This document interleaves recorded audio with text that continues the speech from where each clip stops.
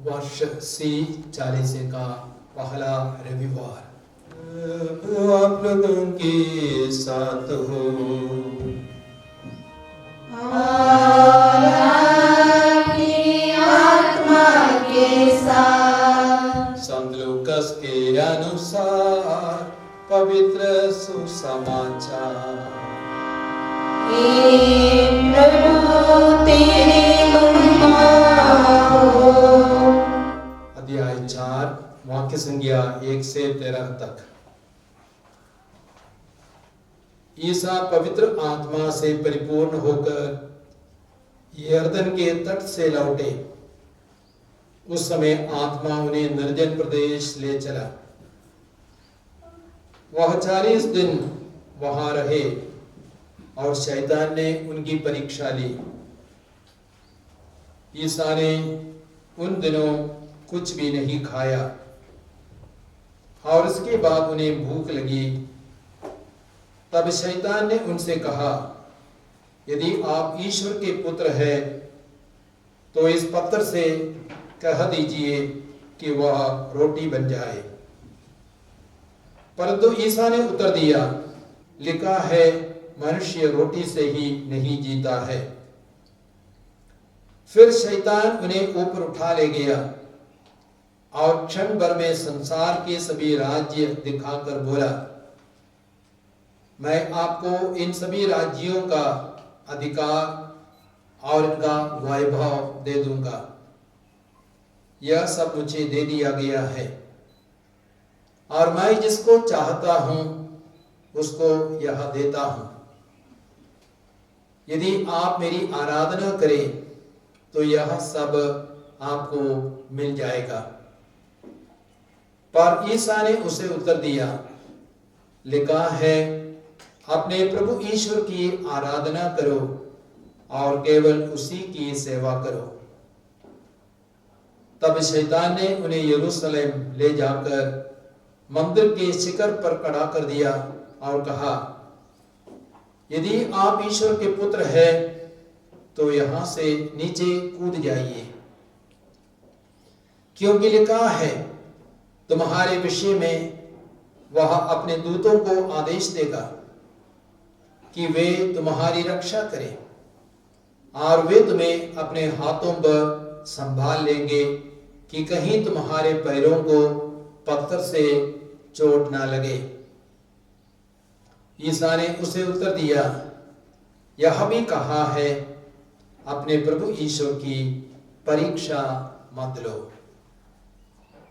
इस तरह सब प्रकार की परीक्षा लेने के बाद शैतान निश्चित समय पर लौटने के लिए ईसा के पास से चला गया।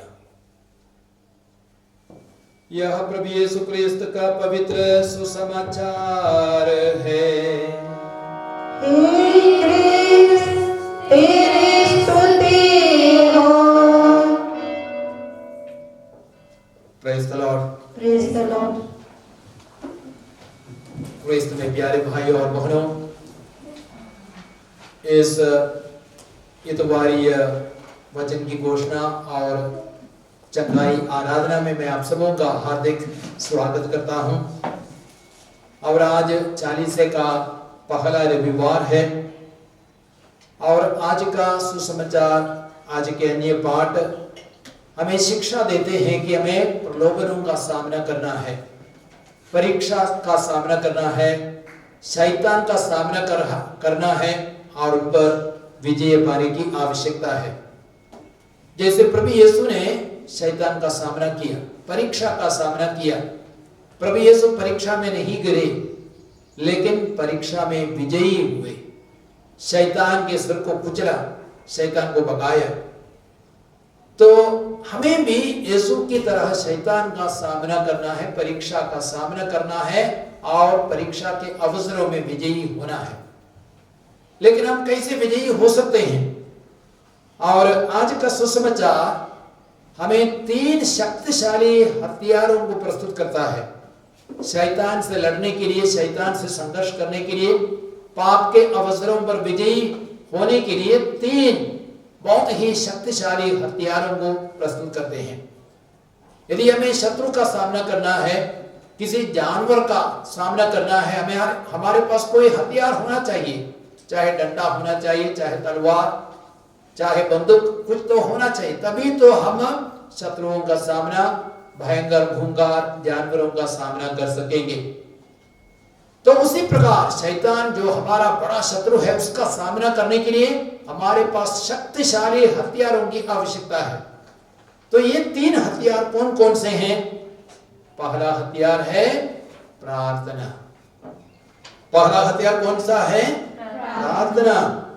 और ये प्रार्थना का मतलब है ईश्वर की संगति में रहना और ईश्वर की उपस्थिति में रहना, ईश्वर से बातें करना, ईश्वर की आवाज को, ईश्वर के वचनों को सुनना और अपने जीवन में प्रभु को प्राथमिकता देना, यही तो प्रार्थना है। और आज के सुसमाचार में हमने सुना, लूकास के सुसमाचार अध्याय 4:1 में, वहां पे वचन कहता है यीशु बपतिस्मा के बाद निर्जन प्रदेश चला गया, अर्थात आत्मा, पवित्र आत्मा उन्हें निर्जन प्रदेश ले गया। और वहां पे क्यों यीशु गए? प्रार्थना करने के लिए। अक्सर सुसमाचारों में हम देखते हैं यीशु निर्जन प्रदेश जाते थे, एकांत स्थानों में जाते थे, पहाड़ पर जाते थे, प्रार्थना में समय बिताने के लिए, पिता की संगति में अकेले में रहने के लिए, पिता से बातें करने के लिए, पिता के प्रेम को अनुभव करने के लिए, पिता से ऊर्जा पाने के लिए वह प्रार्थना करने के लिए जाते थे। और लूकास के सुसमाचार 4:42 में भी वचन कहता है ईसा प्रातः काल घर से निकलकर किसी एकांत स्थान में चले गए। सुबह सवेरे घर से निकलकर एकांत स्थान में, अकेले में पिता की संगति में रहने के लिए। और प्रभु यीशु ही प्रार्थना का सबसे सुंदर आदर्श हमारे जीवन में प्रस्तुत करते हैं। हमें यीशु से सीखना है। उसी प्रकार लूकास के सुसमाचार अध्याय 5 में 15 और 16 हमें वचन कहता है भीड़ की भीड़ उनका उपदेश सुनने के लिए आते थे, रोगों से छुटकारा पाने के लिए यीशु के पास आते थे, लेकिन वे अलग जाकर एकांत स्थानों में प्रार्थना किया करते थे। तो यीशु की प्राथमिकता उपदेश देना नहीं था, यीशु की प्राथमिकता दूसरों को चंगा करना, रोगियों को चंगा करना नहीं था, अपराधों को निकालना नहीं था। यीशु की प्राथमिकता, प्रथम कार्य क्या था? प्रार्थना करना, पिता की संगति में समय बिताना और पिता से ऊर्जा, शक्ति पाना, यही यीशु की प्राथमिकता थी। कहा जाता है more prayer more power, less prayer less power, no prayer no power. अर्थात अधिक प्रार्थना तो अधिक शक्ति, कम प्रार्थना तो कम शक्ति, और यदि प्रार्थना नहीं है बिल्कुल शक्ति भी नहीं है। तो हमें अधिक से अधिक समय प्रभु की संगति में बिताकर प्रभु से शक्ति और सामर्थ्य और ऊर्जा पाने की आवश्यकता है, शैतान का सामना करने के लिए, प्रलोभनों के अवसरों में विजयी होने के लिए। और दूसरा शक्तिशाली हथियार क्या है? उपवास। और यहां पे हम देखते हैं, देखिए उपवास से क्या मिलता है? हमारा शरीर भोजन के लिए तरसता है, और उपवास का मतलब है शरीर की इच्छाओं को त्यागना, शरीर की वासनाओं को त्यागना और ईश्वर के वचन को और ईश्वर को प्राथमिकता देना। और जब हम शरीर को तपाते हैं, भोजन को त्याग कर, भोजन ना खाकर शरीर को तपाते हैं, शरीर को कष्ट देते हैं, तो हमारे शरीर की वासनाएं आहिस्ते आहिस्ते हमसे दूर हो जाती है और प्रभु के आत्मा से, पवित्र आत्मा से भर जाते हैं। Praise the Lord. और आपको मालूम है बाइबल में हम देखते हैं पाप कैसे प्रारंभ हो गया? कैसे? खाने से पाप प्रारंभ हो गया। तो यदि हम खाना छोड़ेंगे पाप पर, प्रभु हमें विजय दिलाएंगे। आदम और हेवा के जीवन में हम देखते हैं वे बिल्कुल पवित्र थे, ईश्वर ने उन्हें बहुत ही पवित्र बनाया, अपने ही अनुरूप बनाया था, लेकिन उन्होंने खाया, उस फल को खाया जिसको ईश्वर ने मना किया था, तब पाप इस संसार में आया। तो खाने से पाप आता है, तो खाना छोड़ने से पाप पर हमें विजय प्राप्त होती है और पुण्य का काम हम शुरू कर सकते हैं। Praise the lord, hallelujah. और वचन कहता है, लूकास का सुसमाचार दिया है 4:2 में कहा गया है, यीशु 40 दिन निर्जन प्रदेश में रहे और ईसा ने उन दिनों कुछ भी नहीं खाया। और यीशु ने बिल्कुल उपवास रखा, कुछ भी नहीं खाया। और हम देखते हैं भोजन को त्याग कर हमें एक अद्भुत शक्ति मिल सकती है, एक अद्भुत सामर्थ्य हमें मिल सकता है। यूदूत के जीवन में हम देखेंगे, पुराने नियम में यूदूत का ग्रंथ अध्याय 9 वाक्य संख्या 1 से 14 तक, यूदूत का ग्रंथ अध्याय 9 वाक्य संख्या 1 से 14 तक, वहां पे हम देखते हैं यूदूत ने उपवास प्रार्थना की और उसका कारण क्या था? असुरियों ने इस्राएलियों को घेरा किया था और असुर का सेनापति था होलोफर्नेस और इस्राएली बहुत ही डर रहे थे। लेकिन यूदूत जो एक महिला थी, उसने उपवास रखा, उसने प्रार्थना की, तब उसको प्रभु ने प्रज्ञा दी, ज्ञान दिया। उसने जाकर के क्या किया? होलोफर्नेस के सिर को काट दिया।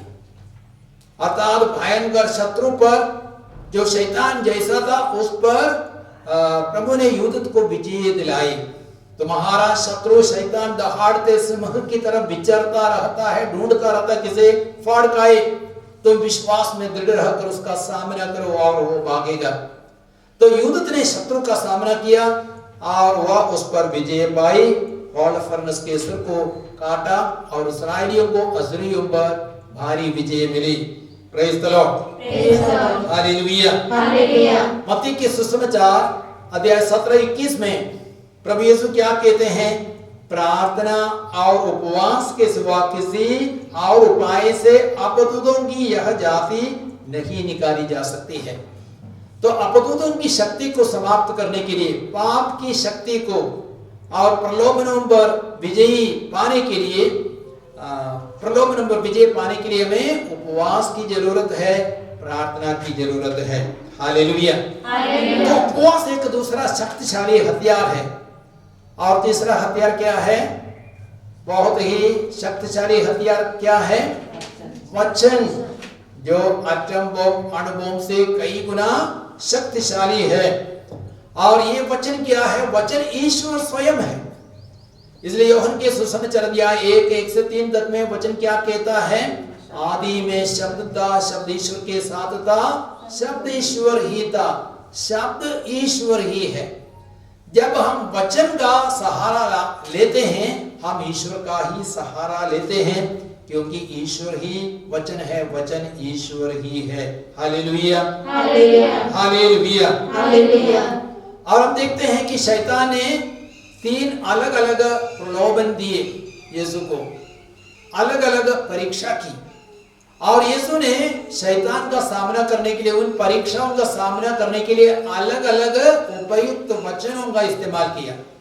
सबसे पहले हम देखते हैं लूकास के सुसमाचार अध्याय 4 में, देखिए शैतान क्या बोले? यदि आप ईश्वर का पुत्र है, आप इन पत्थरों को आदेश दीजिए कि वे रोटी में बदल जाए। और मरुभूमि में चिकने चिकने पत्थर थे जो बन जैसे दिखते थे। यदि उन पत्थरों को आदेश देते, वे अच्छे अच्छे सुंदर बन रोटी बन जाते। Praise the Lord. और तब यीशु ने क्या कहा? लिखा है कि मनुष्य सिर्फ रोटी से नहीं जीता, लेकिन परमेश्वर के मुख से गिरने वाले हर एक शब्द से जीता है। और ये वचन कहां से लिया गया है? विधि विवरण ग्रंथ अध्याय 8:3 से लिया गया है। तो यीशु ने बाइबल के वचन का इस्तेमाल किया और शैतान का सामना किया। और उसके बाद एक दूसरी परीक्षा यीशु के सामने आई, वो क्या थी? लूकास के सुसमाचार 4:5 से 8 तक में हम देखते हैं, शैतान यीशु को पहाड़ की ऊंचाई तक ले गए और सारे संसार को दिखाया। और उसके बाद शैतान ने यीशु से कहा, ये सारा संसार, संसार का वैभव, संपत्ति, सब कुछ आपका हो जाएगा, बस आपको फल भर के लिए घुटने टेक कर मेरी आराधना करनी है। तब यीशु क्या बोले? यीशु क्या बोले? लिखा है कि तुम अपने प्रभु ईश्वर की आराधना करो, किसी और की आराधना ना करो। और ये वचन कहां से लिया गया है? वही विधि विवरण ग्रंथ अध्याय 13 से लिया गया है। तो यीशु ने प्रभु के वचन का इस्तेमाल करके शैतान का सामना किया, परीक्षा का सामना किया, और फिर भी शैतान ने यीशु को नहीं छोड़ा। आगे हम देखते हैं शैतान उसको कहां ले गए? मंदिर के शिखर पर ले गए। और तब शैतान ने भी एक प्रभु के वचन का इस्तेमाल किया। शैतान ने क्या कहा?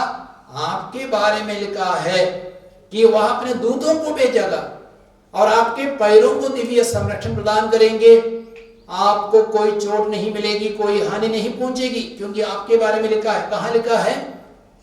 स्तोत्र ग्रंथ अध्याय 91 उसमें लिखा गया है। तो शैतान वचन जानता है कि नहीं? शैतान भी वचन जानता है, लेकिन हमेशा वचन का गलत इस्तेमाल करेगा, वचन का कभी भी पालन नहीं करेगा। तो शैतान भी बाइबल जानता है। प्रेज द लॉर्ड, यीशु की स्तुति हो। तब यीशु क्या बोले? यह भी लिखा है कि तुम अपने प्रभु ईश्वर की परीक्षा मत लो। कहां पे लिखा गया है? विधि विवरण ग्रंथ अध्याय 6 वाक्य संख्या 16 में।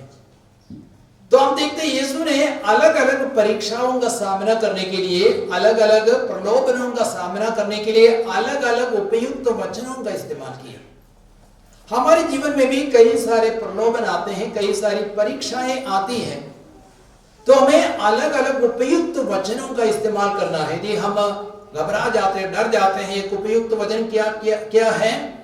तुम्हारा जी घबराए नहीं, ईश्वर में विश्वास करो, मुझ में भी विश्वास करो। यूहन्ना का सुसमाचार अध्याय 14 वाक्य संख्या 1। यदि हम बिल्कुल अकेला महसूस करते हैं, अकेलापन महसूस करते हैं, तो एक उपयुक्त वचन क्या है? मत्ती 28:20 में यीशु क्या कहते हैं? संसार के अंत तक मैं तुम्हारे साथ हूं। यदि हमारे मन में बहुत डर समा जाता है, उपयुक्त वचन क्या है? हाँ, डरो मत, मैं तुम्हारे साथ हूं, चिंता मत करो, मैं तुम्हारा ईश्वर हूं। इसाइयाह के ग्रंथ अध्याय 41 वाक्य संख्या 10। तो हमें भी अलग अलग प्रलोभनों का सामना करने के लिए अलग अलग उपयुक्त उचित वचनों का इस्तेमाल करना है, क्योंकि वचन बहुत ही शक्तिशाली हथियार है। बाइबल कहती है वो एक तलवार जैसा है, अग्नि जैसा है, हथौड़ा जैसा है, डंडा जैसा है, धनुष और तीर की तरह है। इब्रानियों के पत्र अध्याय 4:12 में वहां पे वचन कहता है, क्योंकि ईश्वर का वचन जीवंत है, सशक्त है, किसी भी दुधारी तलवार से वह तेज है, और वह हमारे मन के भावों तथा विचारों को प्रकट कर देता है। तो ईश्वर का वचन जीवंत है, वो मरा हुआ नहीं है, उसमें जीवन है, क्योंकि वचन स्वयं ईश्वर है। और ईश्वर का वचन क्या है? सशक्त है, वो कमजोर नहीं है, उसमें शक्ति है, आटम बम अणुबम से भी बढ़कर उसमें शक्ति है, और हमारे अंतरतम तक जाता है, हृदय में, मन में चला जाता है। कोई साधारण दुधारी तलवार शरीर को छेद सकती है, लेकिन आत्मा को छेद नहीं सकती है। लेकिन ईश्वर का वचन हमारी आत्मा को, हमारे विचारों में भी वह जा सकता है और हमारे भावों तथा विचारों को प्रकट कर देता है। हालेलुया, यीशु की स्तुति हो, यीशु को धन्यवाद। यिर्मयाह का ग्रंथ अध्याय 23 वाक्य संख्या 29 में वहां पे वचन क्या कहता है? मेरी वाणी अग्नि जैसी है और उस हथौड़े की तरह जो चट्टान को टुकड़े टुकड़े कर देता है, और अग्नि चीजों को जला करके भस्म कर देती है, पापों को जला करके भस्म कर देगा ईश्वर का वचन। हथौड़ा चट्टानों को टुकड़े टुकड़े कर देता है, उसी प्रकार ईश्वर का वचन शैतान को टुकड़ा टुकड़ा कर सकता है। तो इसलिए ईश्वर का वचन अग्नि जैसा है और हथौड़ा जैसा शक्तिशाली है। तो हमें ईश्वर के वचनों का इस्तेमाल करना है। यदि आप इसाइयाह का ग्रंथ पढ़ेंगे अध्याय 11 वाक्य संख्या 14, वहां पे हम देखते हैं वह अपने शब्दों के डंडे से अत्याचारियों को मारेगा और अपने निर्णयों से कुकर्मियों का विनाश करेगा। बहुत ही शक्तिशाली वचन। और इस वचन को हम दोहराएंगे, वह अपने शब्दों के डंडे से वह अपने शब्दों के डंडे से अत्याचारियों को मारेगा अत्याचारियों को मारेगा और अपने निर्णयों से और अपने निर्णयों से कुकर्मियों का विनाश करेगा। कुकर्मियों को विनाश करेगा। Hallelujah, hallelujah, hallelujah. हालेलुया।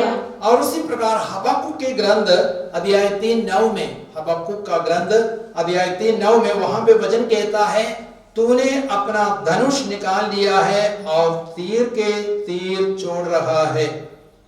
क्या छोड़ रहे हैं? तीर के तीर छोड़ रहा है, अर्थात ये ईश्वर के वचन के बारे में है। तो ईश्वर का वचन क्या है? धनुष और तीर है। जानवरों को मारने के लिए हम तीरों का इस्तेमाल करते, धनुष और तीर का इस्तेमाल करते हैं। तो ईश्वर का वचन बहुत बड़ा हथियार है। वह तलवार जैसा है, वह अग्नि जैसा है, वह हथौड़ा जैसा है, वह डंडा जैसा है, वह धनुष और तीर की तरह है। तो हमें इन आध्यात्मिक हथियारों का इस्तेमाल करना है पापों पर विजयी होने के लिए, शैतान के सिर को कुचलने के लिए। तो सुसमाचार में इन तीनों हथियारों के बारे में हम पढ़ते हैं। और आज का जो दूसरा पाठ है वास्तव में रोमियो के पत्र अध्याय 10 से लिया गया है। वहां पे एक और हथियार हमें दिया गया है। वो क्या है? ईसा का नाम। वो कौन सा हथियार है? ईसा का नाम। क्योंकि ईसा नाम का अर्थ क्या है? बचाने वाला। मत्ती के सुसमाचार 1:21 में हम पढ़ते हैं, स्वर्गदूत ने यूसुफ से कहा, आप उसका नाम ईसा रखेंगे क्योंकि वह लोगों को पापों से बचाएगा। तो ईसा नाम का अर्थ है पापों से बचाने वाला। तो हमें ईसा का नाम जपना है। रोमियो के पत्र अध्याय 10:13 में संत पौलुस कहते हैं, जो प्रभु के नाम की दुहाई देगा उसे मुक्ति प्राप्त होगी। इस वचन को दोहराएंगे, जो प्रभु के नाम की दुहाई देगा, जो प्रभु के नाम की दुहाई देगा, उसे मुक्ति प्राप्त होगी, उसे मुक्ति प्राप्त होगी। Hallelujah, hallelujah. तो हमें प्रभु के नाम की दुहाई देना है, प्रभु का नाम लेना। ईसा नाम को हमें ऊंची आवाज में पुकार भी सकते हैं, ले सकते हैं। मैं याद करता हूं, मैंने कहीं पढ़ा था, एक सिस्टर एकांत में कहीं जा रही थी, जवान सिस्टर, और सांझ हो रहा था। एक आदमी उल्टी दिशा से आ रहा था। उसने उस सिस्टर को एकांत में देखा तो उसके मन में गलत विचार आया और उसके साथ छेड़छाड़ करना चाहता था। तो वो पास जाकर के उसको छेड़छाड़ करने लगा, उसके हाथों को पैरों को सब पकड़ने लगा, छूने लगा। तब वो सिस्टर चिल्लाई, बचाओ बचाओ। कोई फायदा हुआ? वो अकेली एकांत स्थान में थी, कोई भी नहीं था आसपास में। और तब उसको होश आया, तुरंत उसने ईसा का नाम लिया, यीशु यीशु यीशु बचाओ, यीशु बचाओ। तुरंत उस आदमी के मन में डर छा गया और वो भाग गया। प्रेज द लॉर्ड, हालेलुया, यीशु की स्तुति हो, यीशु को धन्यवाद। तभी ईसा नाम लेना है। और जब ईसा का नाम लिया जाता है, क्या होता है वास्तव में? शैतान भागता है। कौन बलात्कारियों को लाता है? छेड़छाड़ करने वालों को कौन लाता है? चोरों को कौन लाता है? शैतान। शैतान आत्मियों में घुस जाता है, इसलिए चोर चोरी करता है, बलात्कारी बलात्कार करते हैं, डाकू डकैती करते हैं। शैतान का काम है ये सब। जब ईसा का नाम लेंगे, शैतान भागेगा, उनमें से निकलेगा और उनकी हिम्मत सब टूट जाएगी और वे साधारण लोग बन जाएंगे। यही कारण है हर परिस्थिति में और डरावने अवसरों पर हमें ईसा का नाम लेना है और अवश्य प्रभु हमें मुक्ति दिलाएंगे। रोमियो के पत्र अध्याय 10 वाक्य संख्या 9, वहां पे वचन कहता है, संत पौलुस कहते, यदि आप लोग मुख से स्वीकार करते हैं कि ईसा प्रभु है और हृदय में विश्वास करते हैं कि ईश्वर ने उन्हें मृतकों में से जिलाया, तो आपको मुक्ति प्राप्त होगी। तो हमें क्या करना है? हमें मुख से स्वीकार करना है कि ईसा प्रभु है, साथ ही साथ हृदय में विश्वास करना है कि ईश्वर ने ईसा को मृतकों में से जिलाया है, तब अवश्य हमें मुक्ति प्राप्त होगी। Praise the Lord. प्रेरित चरित्र अध्याय 4 बारे में वचन क्या कहता है? किसी दूसरे व्यक्ति द्वारा मुक्ति नहीं मिल सकती। समस्त संसार में ईसा नाम के सिवा मनुष्यों को कोई दूसरा नाम नहीं दिया गया जिसके द्वारा उन्हें मुक्ति मिल सकती है। तो प्यारे भाइयों और बहनों, हमने देखा कि शैतान का सामना करने के लिए, पाप परीक्षाओं का सामना करने के लिए, उन पर विजयी होने के लिए ईश्वर ने हमें 4 हथियारों को दिया है। कौन कौन से हैं वे हथियार? प्रार्थना, उपवास, वचन और ईसा का नाम। हम इन हथियारों का इस्तेमाल करें। 40 के इन दिनों में हम लोगों में जो बुराइयां हैं, जो पाप है और परीक्षाएं आती हैं, उन पर विजयी होने के लिए इन हथियारों का हम अवश्य इस्तेमाल करें और प्रभु हमें अवश्य विजय दिलाएंगे।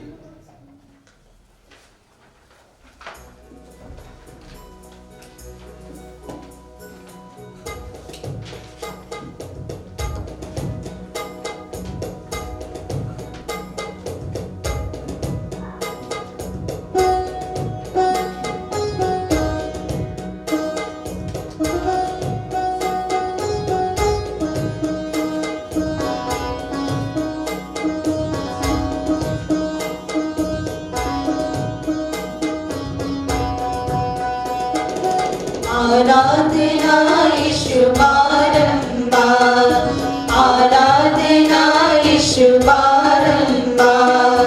आबा पिता तेरी आराधना, आबा पिता तेरी आराधना, आराधना यीशु बारंबार, आराधना यीशु बारंबार। आराधना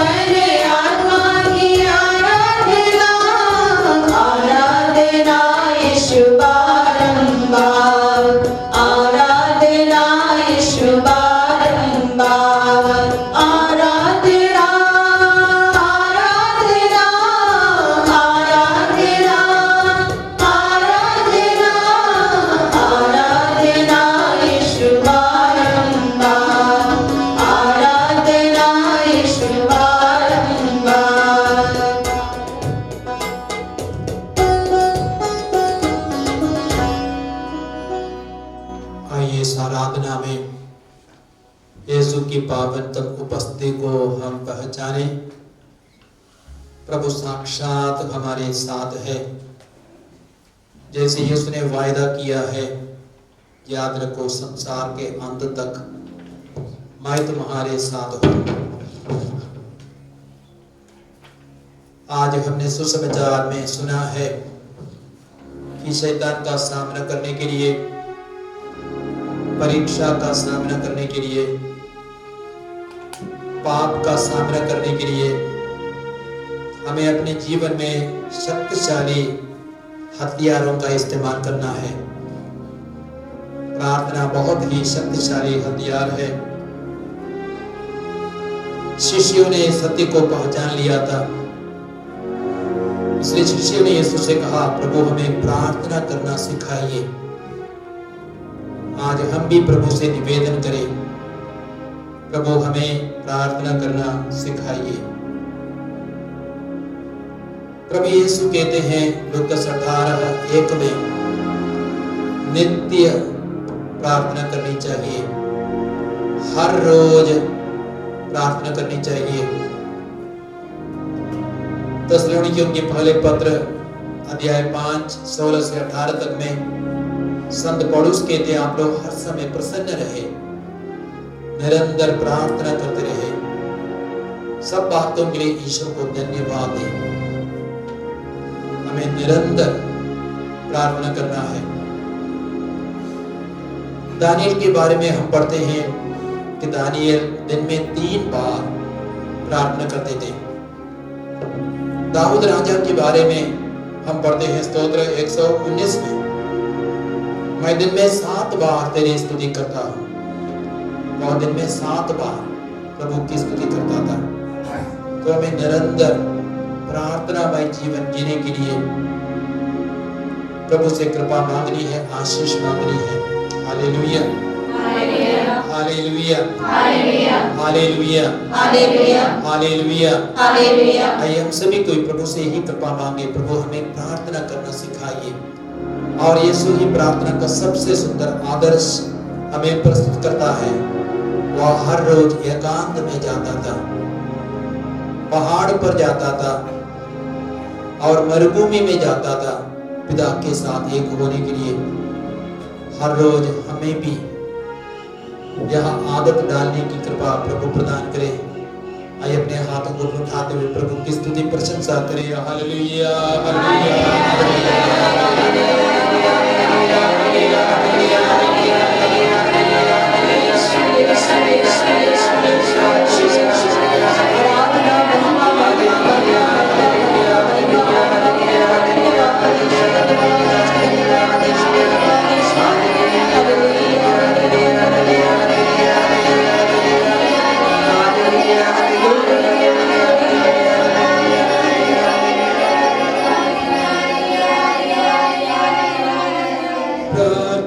आराधना ऊपर जाती है, आशीष देखो नीचे आती है।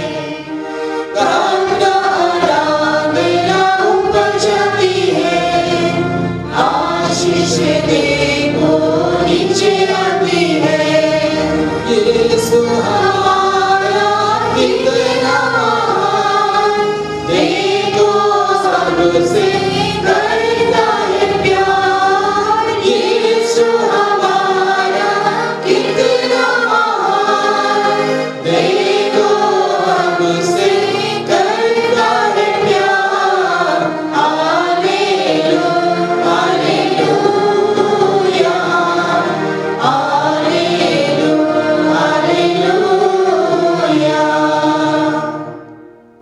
सुसमाचार में हमने देखा भोजन के माध्यम से पाप इस संसार में आया। खाने के माध्यम से आदम और हेवा ने पाप किया। यदि ऐसा हो तो भोजन को त्यागने से, भोजन से परहेज रखने से हमें प्रभु पाप पर विजय प्रदान करेंगे।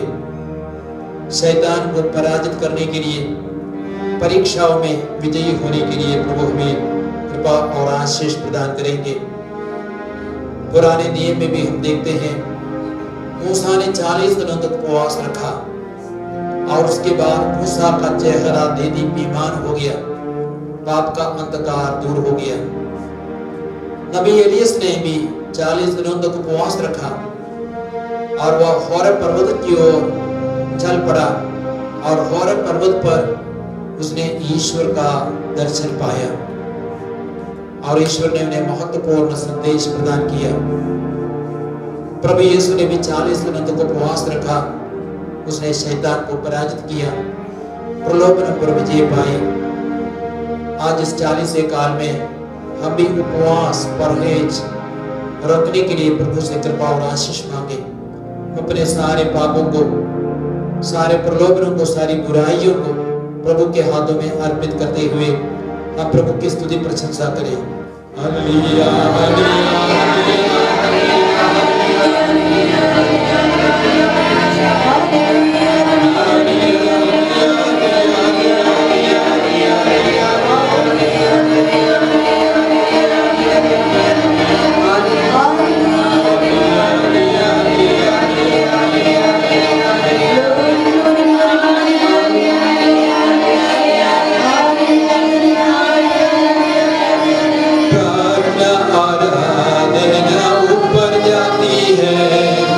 आशीष दे।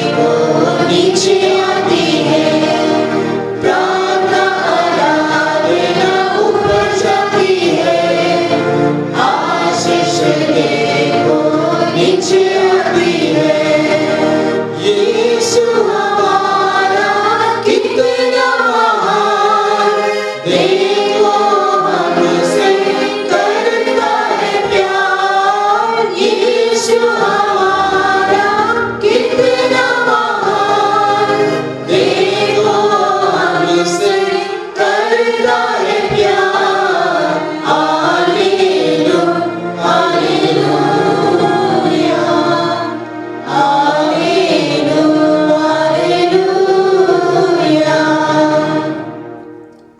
हमने देखा प्रभु का वचन बहुत बड़ा हथियार है। प्रभु का वचन तलवार जैसा है, वह अग्नि जैसा है, हथौड़ा जैसा है, जो चट्टान को टुकड़े टुकड़े कर देता है। और वह डंडा जैसा है, धनुष और तीर की तरह है। यीशु ने शैतान को अलग अलग वचनों से पराजित किया, परीक्षाओं का सामना किया। आदि में शब्द था, शब्द ईश्वर के साथ था, शब्द ईश्वर ही था।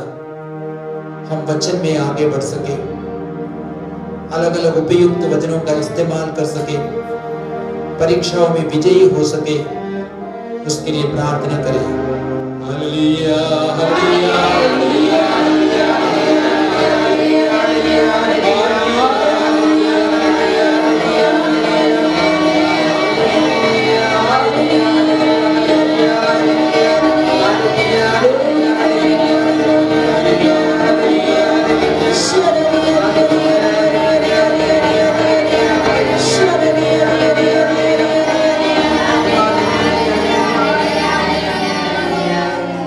वाणी तेरी कितनी मीठी, देखो सबकी प्यास बुझाती, वाणी तेरी कितनी मीठी, देखो सबकी प्यास बुझाती।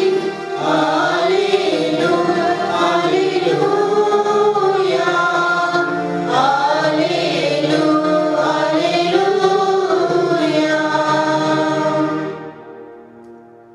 ईसा नाम शैतान का सामना करने के लिए, बुराइयों का सामना करने के लिए, संकटों का सामना करने के लिए बहुत ही शक्तिशाली हथियार है। क्योंकि ईसा नाम का अर्थ है बचाने वाला, मुक्ति देने वाला।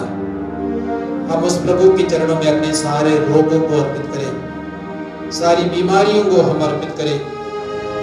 और हम देखते हैं लूकास के सुसमाचार अध्याय 9 में और संख्या 47 से 52 तक में बरतिमेउस एक अंधा भिखारी था और उसको पता चला कि यीशु निकट से गुजर रहा था। तो बरतिमेउस ने ऊंची आवाज में प्रभु को पुकारा, ईसा दाऊद के पुत्र मुझ पर दया कीजिए, ईसा दाऊद के पुत्र मुझ पर दया कीजिए। अन्य लोग उसको चुप कराना चाहते थे, लेकिन वह और ऊंची आवाज में प्रभु को पुकारा और अंत में प्रभु ने उसकी पुकार सुनी और उसको बुलवाया और उससे पूछा, तुम क्या चाहते हो? बरतिमेउस बोला, प्रभु मैं फिर देख सकूं। और यीशु ने उसी क्षण उसको चंगा किया। तुम्हारे विश्वास ने तुम्हें चंगा किया है।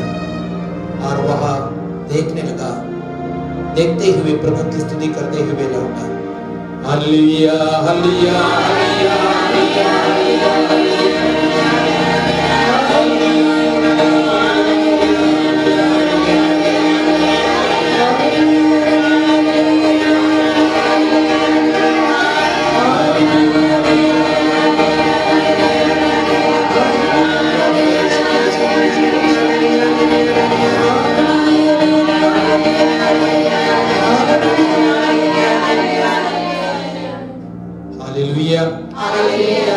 रोमियो के पत्र अध्याय 10 में हमने सुना, जो प्रभु के नाम की दुहाई देगा उसे मुक्ति प्राप्त होगी।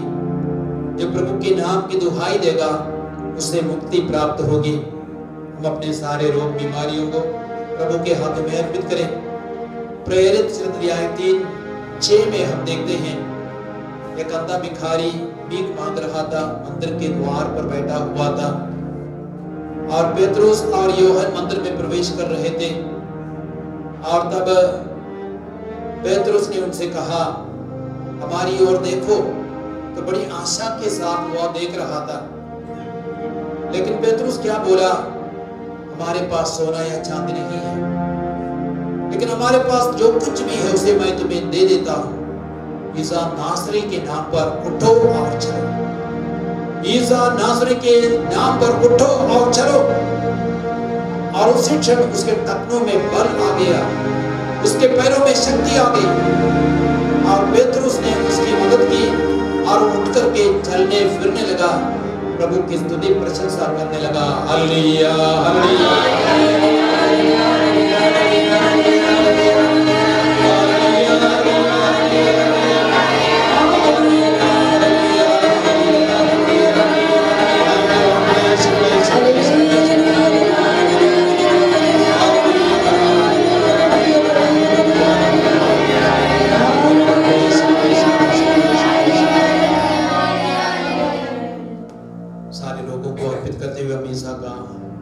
नाम का एक गीत गाई। नाम लियो रे यीशु का मंगल करी। नाम लियो रे, नाम लियो रे, नाम लियो रे, यीशु का मंगलकारी नाम लियो रे। पाप हरेगा, पाप हरेगा, पाप हरेगा, ताप हरेगा। पावन पावन सुंदर मेरा यीशु का नाम, पावन पावन सुंदर मेरा यीशु का नाम। नाम लियो रे, नाम लियो रे, यीशु का मंगलकारी नाम लियो रे। करेगा, रोग नाम करेगा। लियो रे, नाम लियो रे, यीशु का मंगलकारी नाम लियो रे। पाप हरेगा, रोग हरेगा, पाप हरेगा, रोग हरेगा। पावन पावन सुंदर मेरा यीशु का नाम, पावन पावन सुंदर मेरा यीशु का नाम। नाम लियो रे, नाम लियो रे, यीशु का मंगलकारी नाम लियो रे। नाम लियो रे, नाम लियो रे, यीशु का मंगलकारी नाम लियो रे। Praise the lord. Praise the Lord. जब मैं प्रार्थना कर रहा था, कुछ प्रेरणा मेरे मन में आई, कुछ विचार मेरे मन में आए। इस प्रोग्राम को जो भी ऑनलाइन में भी देखेंगे और सभी लोगों के लिए प्रभु कुछ संदेश देना चाहते हैं।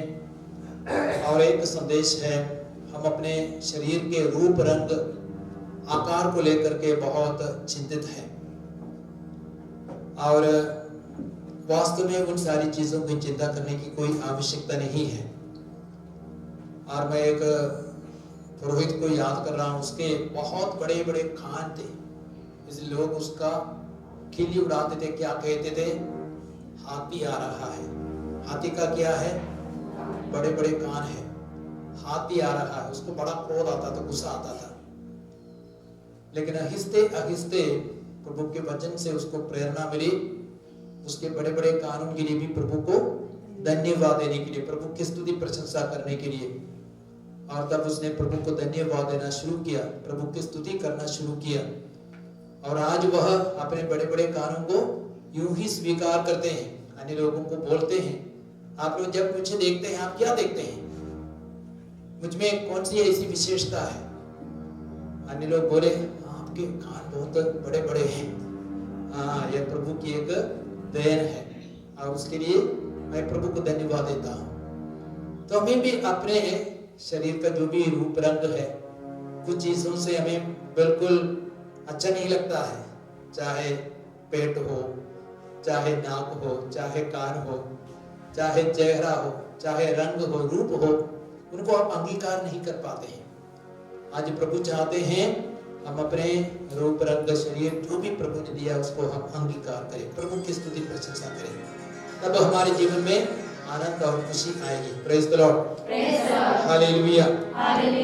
और एक संदेश प्रभु देते हैं, हम शरीर की रक्षा से बढ़कर आत्मा की रक्षा के लिए पूरा प्रयास करें, क्योंकि ये शरीर नाशवान है, नष्ट हो जाएगा, बुढ़ा हो जाएगा, रोगी हो जाएगा, कमजोर हो जाएगा, लेकिन हमें आत्मा की रक्षा के लिए निरंतर प्रयास करना है। यदि आप स्तोत्र ग्रंथ पढ़ेंगे, वहां पे अध्याय 39 है, 49, वहां पे वाक्य संख्या 9 में वचन क्या कहता है? प्राणों का मूल्य इतना ऊंचा है कि किसी के पास पर्याप्त धन नहीं है, या आत्मा का मूल्य इतना ऊंचा है कि किसी के पास पर्याप्त धन नहीं है। तो आत्माओं की रक्षा के लिए हमें निरंतर प्रयास करना है, शरीर की रक्षा के लिए नहीं। Praise the lord, hallelujah. और किसी के सिर से, सीने से जो बोझ था वह बोझ दूर हो रहा है, शांति, विश्राम प्रभु दे रहे हैं। तो आइए प्रभु के इन संदेशों को भी हम ग्रहण करें, और जितने भी लोग ऐसी परेशानियों का सामना करते हैं उन सबों को मुक्ति मिले, आशीष मिले। आइए परम प्रसाद की आशीष ग्रहण करें, घुटने टेकें।